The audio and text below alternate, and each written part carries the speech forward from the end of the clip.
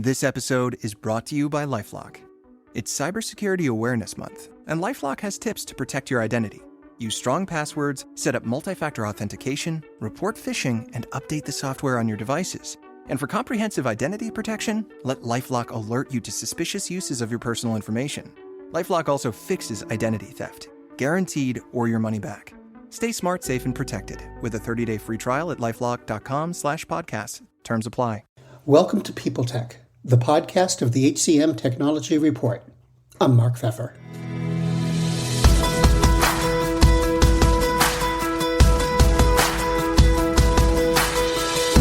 Today I'm joined by Doug Leonard, the CEO of Clovers AI.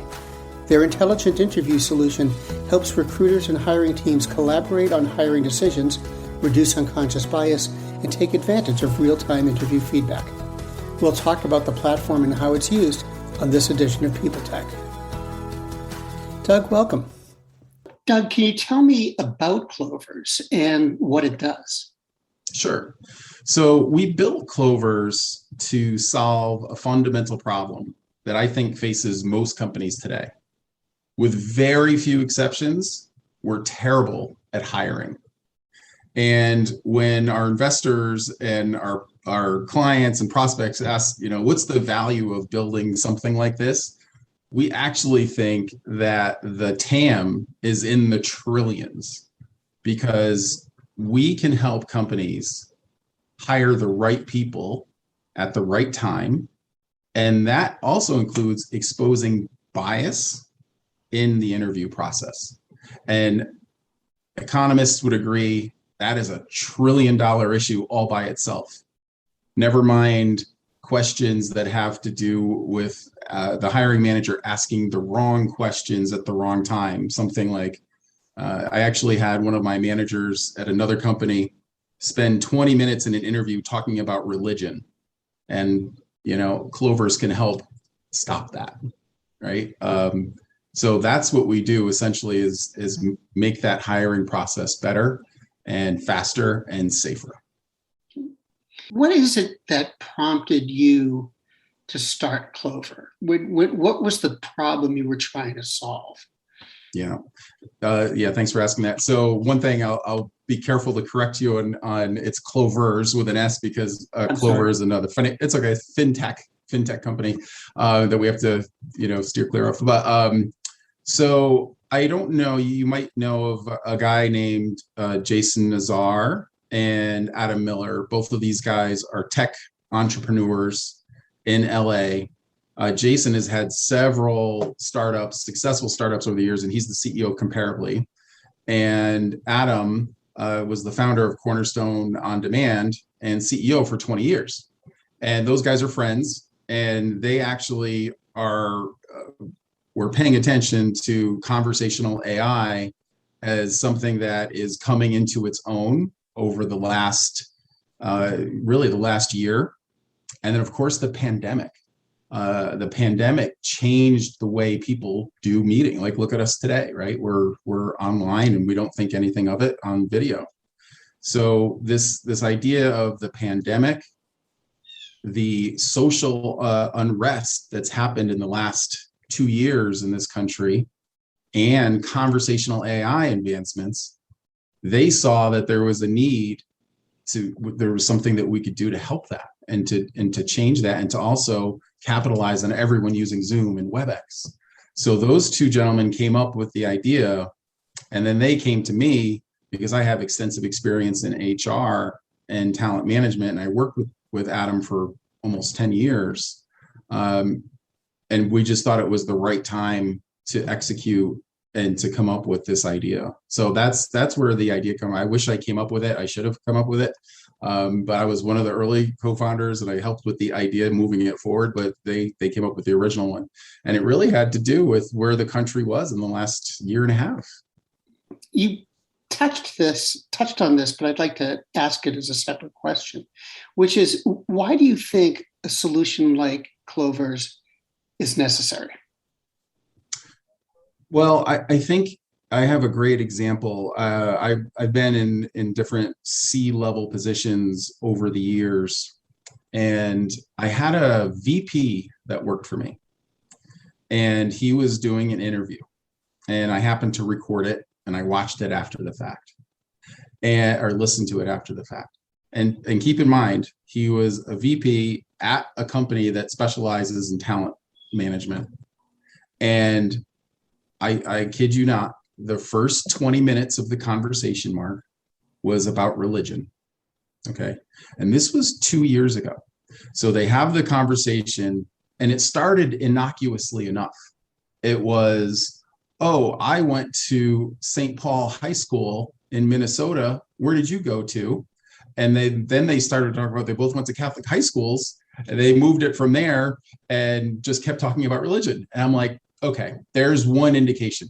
And then as time went on, you could clearly see that people hire for the wrong reasons. They hire people that look like them and sound like them and are like them. And the reality is that is completely unfair, and it perpetuates the diversity problem that we've had for the last 100 or 200 forever. So that's one great use case, and one reason why it's a good time to start paying attention and really making changes in the way we do our hiring. I think another big part of that, and Mark, you could probably Google this. In the last 18 months, the statistic is like 75% of companies in the Fortune 500 have hired executives for DE&I. And I can tell you, in my past, when I was having conversations with clients, and in fact, I was down in HR Tech today, and someone from Amazon came to our booth, and he even said, look, it used to be don't ask, don't tell. Like, we're going to keep our head in the sand. And if we have a rogue hiring manager that says something wrong or does something incorrect, we're just going to ignore it and make it non-discoverable. But today, they want to know when their hiring managers are asking the wrong questions at the wrong time and inappropriate questions, so that they can coach them and get better and then actually move the needle on DE&I. Is it fair to describe Clovers as a bit of technology that's sort of integrated into the hiring process? Yeah. So, and I think that's one of our big differentiators. And thanks for bringing it up, because we like to call it, we have a word for it, call it the flow of work. So we do everything in the flow of work. And that goes into, we didn't start this company, as you probably are aware. We didn't raise a typical seed round, right? A typical seed round in the United States is 2 million, 3 million, whatever it is. It's 15 million we ended up raising. Okay. So we made a decision to go and make sure we build this product for the enterprise. And when we say we're built for the enterprise, we're specifically built for being in the flow of work. And what we mean by flow of work is we're doing SSO, which is not typical for a startup, right? That's a little complexity. We integrate with whatever ATS. So we built it so that it's ATS agnostic. So we pull any of the candidate records from the ATS. We use LinkedIn and the resume right there on the screen. We want our clients to use the solution in the video conferencing tool that they use today, right? So we all know Zoom became a verb in the last year. So right in Zoom, we have all of this information. And right in Zoom, in our companion app, we're calling it, you could rate the candidate, you could create a highlight reel, and the user, it's all integrated with the systems that they use today. So we're really focused on that because we want to make it really frictionless for our clients to use. And for what it's worth, the candidate really is just seeing the Zoom experience or the WebEx experience or the Teams experience. So yeah, the goal, I would say the strategic goal being enterprise class is to make sure that we're integrated fully with their tech stack, their HR tech stack. Let me shift gears a little bit. You just mentioned the last 18 months. The last 18 months have obviously been pretty choppy in terms of business conditions and the economy. Has that impacted your business? Yeah, and I'm the CEO, and of course I'm looking at everything very optimistically. But it has impacted our business significantly because really the data is clear. 95% of the skilled workforce now uses video conferencing tools like Microsoft Microsoft Teams and Zoom. So it's become very common. And the idea that companies are going to continue to be hybrid, working at home or working in the office or having the flexibility for both, that has significantly impacted us. So if you look back years ago, I remember doing an interview, a video interview years ago, and I remember how uncomfortable I felt. It's like, what? They're going to have it on video? How awkward. I don't want them to record it. And now it is commonplace. Like obviously we're growing, right? We're growing and doing a lot of interviews. Not one candidate said, don't do it on video, don't record it. So yeah, I think it's impacted us pretty positively. And the diversity, equity, and inclusion has also impacted our business significantly. Again, it's for companies, especially in large companies, this idea of DE&I is not window dressing anymore. It's like they want to have an impact on society, on their company, and the communities in which they operate, and they are hungry for these tools. So yeah, it's impacted us now in a positive way, and frankly, building a company from scratch had its own challenges during a pandemic. But using technology, we've been able to keep our employees like highly engaged to the point where we actually did an engagement survey and we had a 97% engagement score, which is unheard of because we're really leveraging technology everywhere we can. Last question. Where do you see this all going? What's the ultimate vision for Clovers? So I'm focused on a very short-term goal right now. So I'll give you a little bit of the short-term goal. We raised our 15 million in seed. Our next goal is to get to a very small ARR number and get really good at helping companies do a better interview and leveraging the technology that's out there. So that's the short-term goal. The use case, though, lends itself for automatic growth and change and enhancement, because as you use artificial intelligence more, the value that it gives back increases significantly. So now we're collecting data now for AI in the questions and in the answers.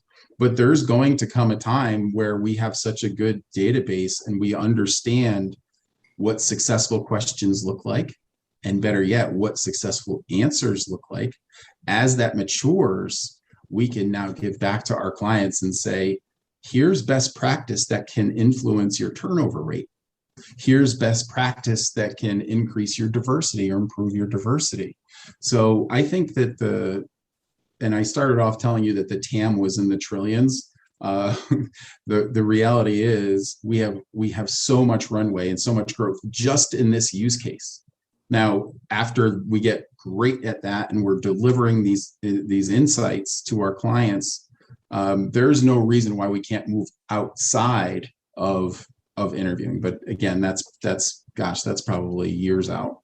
But we're building a tool that integrates with all the things that they're using today in their HR stack. So there's so many other use cases out there. But we just want to be great at what we've set out to do today, which is accelerate hiring, uncover bias, and put the right people in the right roles. And it's pretty obvious, and not because I'm a marketing genius, but because our clients are already asking, hey, it's great if you can expose bias, but can you help me change behaviors? And that becomes a services question. And we're thinking a little bit about, how do we help our clients actually change behaviors once we do serve up some of these results? But again, that's down the road. Well, Doug, thank you very much. I appreciate your coming and talking with us today. It was my pleasure.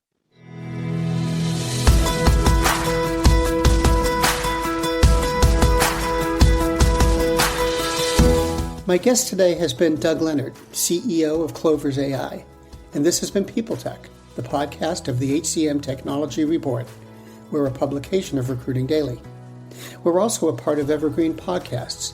To see all of their programs, visit www.evergreenpodcasts.com. And to keep up with HR technology, visit the HCM Technology Report every day. We're the most trusted source of news in the HR tech industry. Find us at www.hcmtechnologyreport.com. I'm Mark Pfeffer.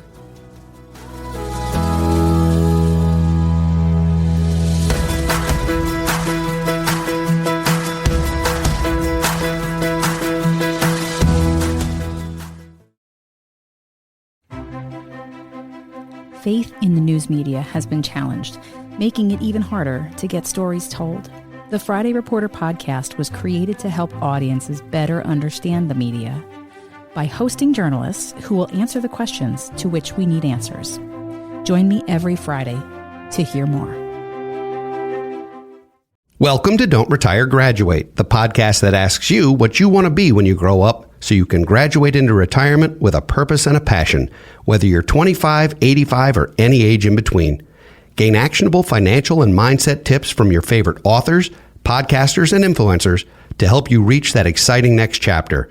Listen now and start building your path to financial freedom and reframing what retirement can mean to you. This is your host, Eric Brotman, reminding you, don't retire, graduate.